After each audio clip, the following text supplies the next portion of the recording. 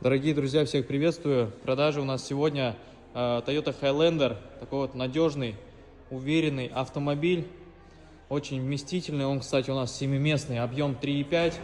Полный привод, очень резвый двигатель. Автомобиль объемный. Пройдет везде. Салон довольно-таки просторный, в идеальном состоянии. Посмотрим, здесь кожа.